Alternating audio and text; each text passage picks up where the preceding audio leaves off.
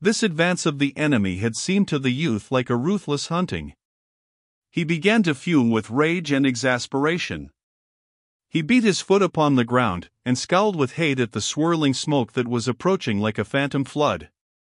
There was a maddening quality in this seeming resolution of the foe to give him no rest, to give him no time to sit down and think. Yesterday he had fought and had fled rapidly. There had been many adventures. For today he felt that he had earned opportunities for contemplative repose. He could have enjoyed portraying to uninitiated listeners various scenes at which he had been a witness or ably discussing the processes of war with other proved men. Too, it was important that he should have time for physical recuperation. He was sore and stiff from his experiences.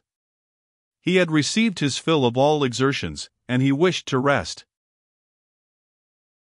But those other men seemed never to grow weary. They were fighting with their old speed. He had a wild hate for the relentless foe. Yesterday, when he had imagined the universe to be against him, he had hated it, little gods and big gods. Today he hated the army of the foe with the same great hatred. He was not going to be badgered of his life, like a kitten chased by boys, he said. It was not well to drive men into final corners. At those moments they could all develop teeth and claws. He leaned and spoke into his friend's ear. He menaced the woods with a gesture. If they keep on chasing us, by God, they'd better watch out. Can't stand too much. The friend twisted his head and made a calm reply. If they keep on chasing us, they'll drive us all into th river. The youth cried out savagely at this statement. He crouched behind a little tree, with his eyes burning hatefully and his teeth set in a cur-like snarl. The awkward bandage was still about his head, and upon it, over his wound, there was a spot of dry blood. His hair was wondrously tousled, and some straggling, moving locks hung over the cloth of the bandage down toward his forehead. His jacket and shirt were open at the throat, and exposed his young bronzed neck. There could be seen spasmodic gulpings at his throat. His fingers twined nervously about his rifle. He wished that it was an engine of annihilating power. He felt that he and his companions were being taunted and derided from sincere convictions that they were poor and puny. His knowledge of his inability to take vengeance for it made his rage into a dark and stormy specter that possessed him and made him dream of abominable cruelties. The tormentors were flies sucking insolently at his blood, and he thought that he would have given his life for a revenge of seeing their faces in pitiful plights. The winds of battle had swept all about the regiment, until the one rifle, instantly followed by others, flashed in its front. A moment later the regiment roared forth its sudden and valiant retort. A dense wall of smoke settled down. It was furiously slit and slashed by the knife-like fire from the rifles. To the youth the fighters resembled animals tossed for a death struggle into a dark pit. There was a sensation that he and his fellows, at bay, were pushing back, always pushing fierce onslaughts of creatures who were slippery. Their beams of crimson seemed to get no purchase upon the bodies of their foes. The latter seemed to evade them with ease, and come through, between, around, and about with unopposed skill. When, in a dream, it occurred to the youth that his rifle was an impotent stick, he lost sense of everything but his hate, his desire to smash into pulp the glittering smile of victory which he could feel upon the faces of his enemies. The blue smoke-swallowed line curled and writhed like a snake stepped upon. It swung its ends to and fro in an agony of fear and rage. The youth was not conscious that he was erect upon his feet. He did not know the direction of the ground. Indeed, once he even lost the habit of balance and fell heavily. He was up again immediately. One thought went through the chaos of his brain at the time. He wondered if he had fallen because he had been shot.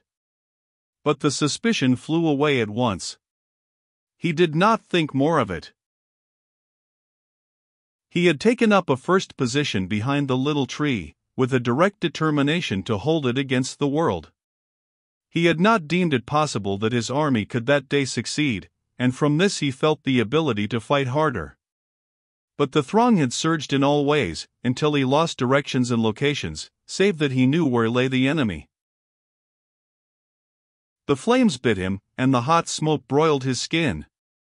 His rifle barrel grew so hot that ordinarily he could not have borne it upon his palms, but he kept on stuffing cartridges into it, and pounding them with his clanking, bending ramrod. If he aimed at some changing form through the smoke, he pulled the trigger with a fierce grunt, as if he were dealing a blow of the fist with all his strength. When the enemy seemed falling back before him and his fellows, he went instantly forward, like a dog who, seeing his foes lagging, turns and insists upon being pursued. And when he was compelled to retire again, he did it slowly, sullenly, taking steps of wrathful despair. Once he, in his intent hate, was almost alone, and was firing, when all those near him had ceased. He was so engrossed in his occupation that he was not aware of a lull.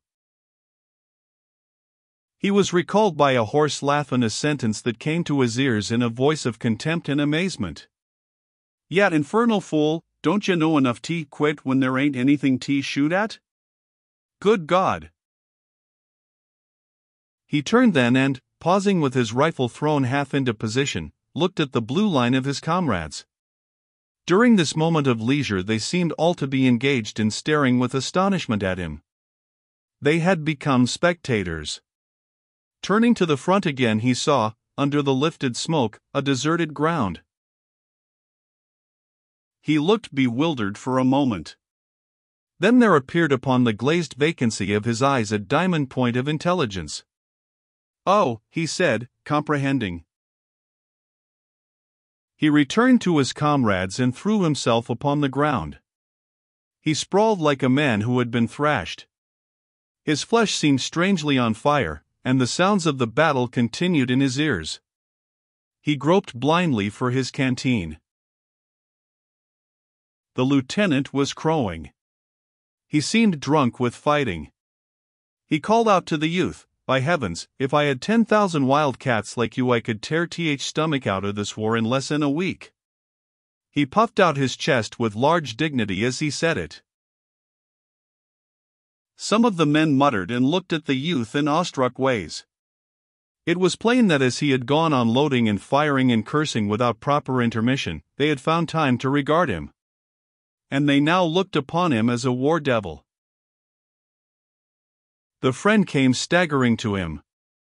There was some fright and dismay in his voice. "Are ye all right, Fleming? Do ye feel all right? There ain't nothin' matter with ye, Henry, is there?" "No," said the youth with difficulty. His throat seemed full of knobs and burrs.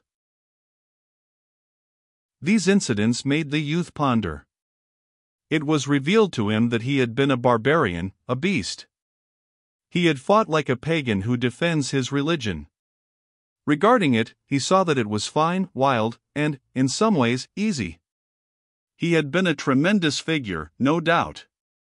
By this struggle he had overcome obstacles which he had admitted to be mountains. They had fallen like paper peaks, and he was now what he called a hero. And he had not been aware of the process. He had slept, and, awakening, found himself a knight. He lay and basked in the occasional stares of his comrades. Their faces were varied in degrees of blackness from the burned powder. Some were utterly smudged. They were reeking with perspiration, and their breaths came hard and wheezing. And from these soiled expanses they peered at him. "Hot work! Hot work!" cried the lieutenant deliriously. He walked up and down, restless and eager. Sometimes his voice could be heard in a wild, incomprehensible laugh. When he had a particularly profound thought upon the science of war, he always unconsciously addressed himself to the youth. There was some grim rejoicing by the men. "By thunder, I bet this army'll never see another new regiment like us." "You bet." "A dog, a woman, and a walnut tree more ye beat 'em, better they be." That's like us. Lost a piler men, they did. If an OL woman swept up th woods she'd get a dustpanful. Yes, and if she'll come around in 'bout an hour she'll get a pile more.